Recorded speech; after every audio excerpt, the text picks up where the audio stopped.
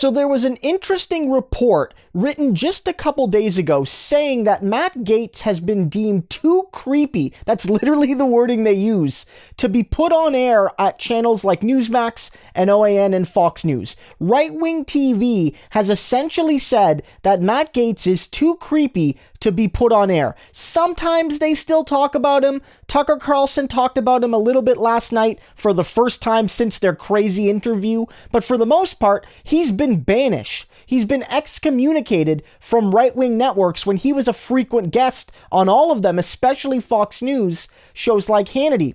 And why this matters is that it's not just Matt Gaetz that's a creepy SOB on these networks. It's not just Matt Gaetz that has had very serious claims against him on these networks. If you look at who works at these networks, who they have as guests, Bill O'Reilly and all these types, they've either been convicted of crimes or accused of serious crimes or workplace issues that they've basically had to quit their jobs. People have been sued over it. A lot of these men, in particular, mistreated women that they worked with, often women that they had power over.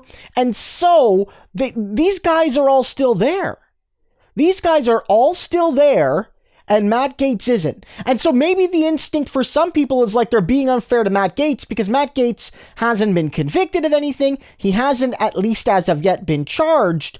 But what I think it really means is that everyone in the right-wing ecosystem, everyone within the Republican Party, at Fox and OAN and Newsmax, all the elite conservatives, they all know each other really well. They do.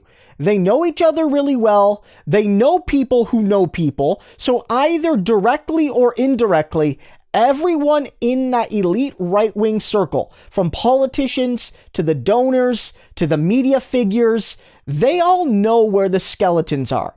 They all know where everything is buried. They all know who has wit issues. They all know who's in the closet. They all know who goes to these Matt Gaetz parties. They all know who has Venmo transactions with Vintage 99 and other minors. They know these things.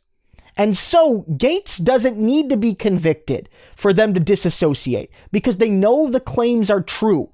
That's one of the most damning things for Matt Gaetz. It's not just the investigation. It's not just that the FBI seized his phone. It's not just that Greenberg is going to flip on him. It's not just that Trump isn't talking to him. It's that all of these networks have just the worst people on all the time, and they won't have Gaetz on. That's how bad what he did is. That's how bad Matt Gaetz is. And they don't need a conviction. They don't need a conviction. If right-wing media, honest to God, believed the claims against Gaetz were false and politically motivated and trumped up and it was a witch hunt by Biden and Merrick Garland at the DOJ, they would have him on every single night. Guaranteed. The fact that he's been banished means that they know he's guilty.